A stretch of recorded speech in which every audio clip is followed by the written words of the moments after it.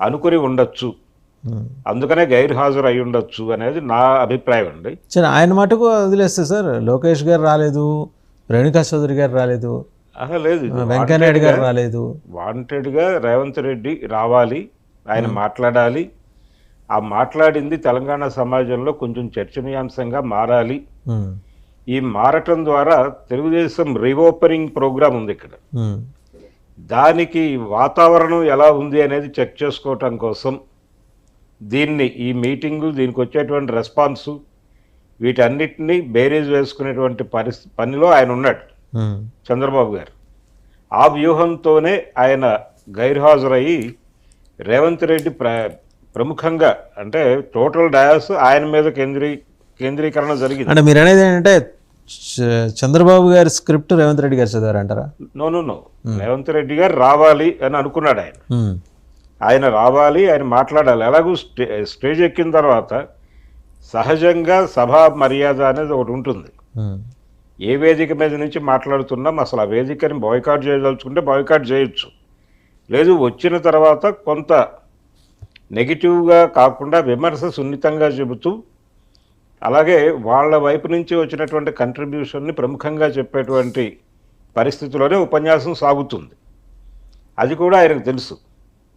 అంటే గతంలో ఎన్టీఆర్ అవార్డు ఇచ్చినప్పుడు రజనీకాంత్ గారు ఎన్టీఆర్ గురించి మాట్లాడుతూ చంద్రబాబుని కూడా పొగడటం జరిగింది. దాన్ని వైసీపీ విపరీతంగా ట్రోల్ చేసింది. ఈ ట్రోల్ చేసినప్పుడు ఆయన తీవ్రంగా మనస్తాపానికి గురై మొన్న వైసీపీ ఓడిపోయినప్పుడు ఆయన కూడా కొంచెం సెలబ్రేటివ్ మూడ్లో కనిపించాడు రజనీకాంత్. అలాంటిదే ఇది కూడా. ఈయన కూడా ఆ డయాస్ ఎక్కిన తర్వాత, ఎక్కాలి అని నిర్ణయం తీసుకున్న తర్వాత సభా మర్యాద ఉంటుంది కదండి సహజంగా, అదే మాట్లాడాడు ఆయన. అంతకుమించి చంద్రబాబు ఇచ్చిన స్క్రిప్ట్ అని నేను అన్ను. ఆయన తన ధోరణిలో తాను మాట్లాడాడు. అయితే ఈ పరిణామాలు, దీని మీద వస్తున్నటువంటి విమర్శలు, ఇవన్నీ వీటన్నిటినీ బేరీజు వేసుకుని రేపు తెలంగాణలో టీడీపీ రీఓపెన్కి సంబంధించి ఎటువంటి జాగ్రత్తలు తీసుకోవాలి అనేది ఆయన పొలిటికల్ లెక్కలు ఆయన వేసుకుంటున్నాడు చంద్రబాబు గారు.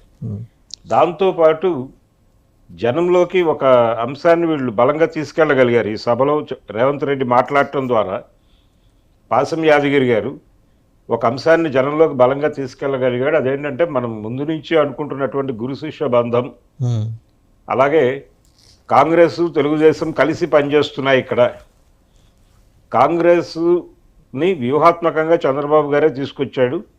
వీళ్ళ మైత్రి కొనసాగుతుంది. ఇక్కడ ఆయన ఎన్డీఏలో ఉన్నాడు చంద్రబాబు.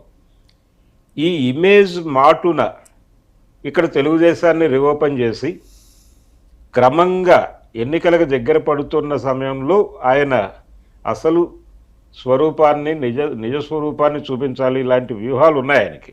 సో కాంగ్రెస్ని పక్కన పెట్టేసి తెలుగుదేశం తెర మీదకి వచ్చాడు. అంటే ఏపీలో చేసినటువంటి సన్నివేశం ఇదంతా కూడా ఎన్డీఏ స్కీమ్, బీజేపీ స్కీమ్లో భాగంగానే జరుగుతోంది అని కూడా అనుకోవచ్చు.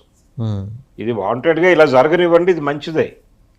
ఇలా జరిగిన తర్వాత ఎన్నికలకు ముందు ఇప్పుడు జనసేన కూడా ప్రవేశిస్తుంది. ఇక్కడ జనసేన కూడా ప్రవేశించిన తర్వాత నెమ్మదిగా అన్ని పార్టీలని ఒకతాటి మీదకు తీసుకొచ్చి కాంగ్రెస్ను ఒంటరి చేయడం ద్వారా ఇక్కడ ఎంపీలు ఎక్కువ శాతం ఈ కూటమికి వచ్చి కాంగ్రెస్ ఎంపీలను తగ్గించేటువంటి ప్రోగ్రాంలో భాగంగా ఇది ఏమైనా ఈ కార్యక్రమాన్ని కూడా వాడేసుకుంటున్నారా అనేది ఒక అనుమానం. ఓకే, సో ఎనీహో ఏ టర్న్ తీసుకుంటుందో చూద్దాం. అండ్ నెక్స్ట్ సబ్జెక్ట్లోకి వచ్చేటప్పటికి స్మితా సబర్వాల్ గారి వివాదాస్పద